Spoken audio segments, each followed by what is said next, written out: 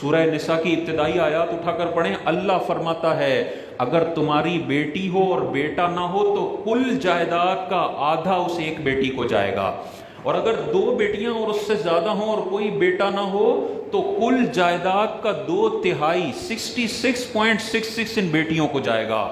اور باپ بعض اوقات قرآن سے بغاوت کا اعلان کرتا ہے کہ میں نے بیٹیوں کو جہیز میں دے دیا تھا، بچوں جب میں مر جاؤں نا تو سارا مال میرے بیٹوں کو دے دینا۔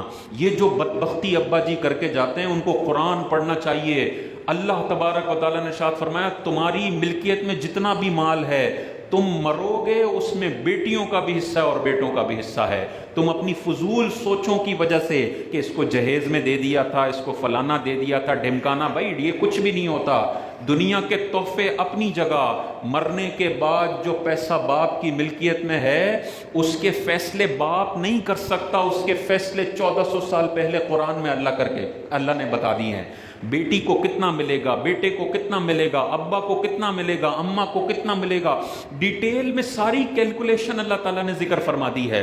اب یہ نہیں ہو سکتا کہ ابا مر گئے، دکان بیٹے نے لے لی، مکان بھائی نے لے لیا، فلانا یہ ہو گیا، فلانا ڈھمکانا یہ ہو گیا، 5 بہن بھائی ہیں تو ٹوٹل جائیداد ڈیوائڈ بائی 5۔ بھائی قرآن میں اللہ تعالیٰ ارشاد فرماتا ہے للذکر مثل حظ الانثیین، اگر بیٹا بیٹی دونوں ہو تو بیٹے کو ڈبل ملے گا، بیٹی کو سنگل ملے گا۔ لیکن اپنے عجیب و غریب طریقے سے ابا جی بھی وصیت کر کے چلے جاتے ہیں کہ تم نے مفتی سے نہیں پوچھنا، تم نے قرآن نہیں دیکھنا، جائیداد جیسے میں وصیت کر کے جا رہا ہوں نا ویسے کرنی ہے۔ اور بعض اوقات وہ وصیت ایسی اوٹ پٹانگ ہوتی ہے جو بالکل قرآن کے 180 ڈگری جا رہی ہوتی ہے۔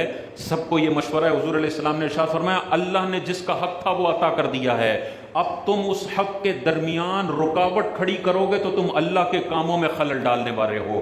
بعض اوقات بیٹی کے ساری زندگی چپل گھس جاتے ہیں، بیٹے کے ذہن میں یہ دقیانوس سوچ ہوتی ہے کہ میرے باپ نے تمہیں جہیز میں دے دیا تھا، اب میں تمہیں 1 روپیہ بھی نہیں دوں گا، گھر پہ قبضہ کر کے بیٹھا ہوا ہے، دکانوں پہ قبضہ کر کے بیٹھا ہوا ہے۔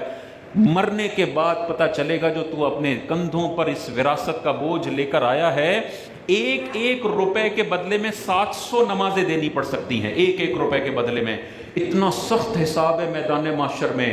دنیا میں تو لاکھ روپے دینے ہیں، میدان محشر میں لاکھ روپے اتارتے اتارتے بندے کی 70 سال کی نمازیں ساری چلی جائیں گی۔ جو جمعے پڑے ہیں وہ 1 لاکھ روپے قرضے کی مار ہیں، 1 لاکھ روپے کسی کے مار کے بندہ مر گیا، میدان محشر میں صرف 1 لاکھ کا حساب میں 70 سال کی نیکیاں جا سکتی ہیں۔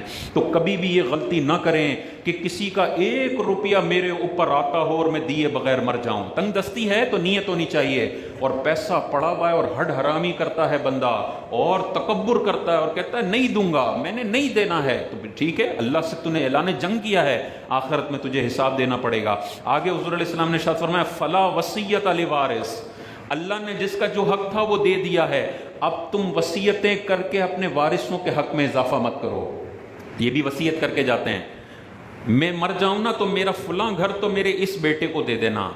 بھائی یہ نہیں ہے، اللہ نے جو رکھا ہے وہ ہے۔ اگر مثال کے طور پہ اس بیٹے کے ورثے میں 1 کروڑ روپے آ رہے ہیں اور ابا نے 2 کروڑ کی وصیت کی ہے تو یہ اضافی 1 کروڑ ابا کی وصیت کی وجہ سے ایک بیٹے کو زیادہ دینا جائز نہیں ہے، کیونکہ ابا نے وارث کے لیے وصیت کی ہے اور وارث کے لیے وصیت معتبر نہیں ہے۔ وارث کا حق اللہ نے قرآن میں ذکر کر دیا۔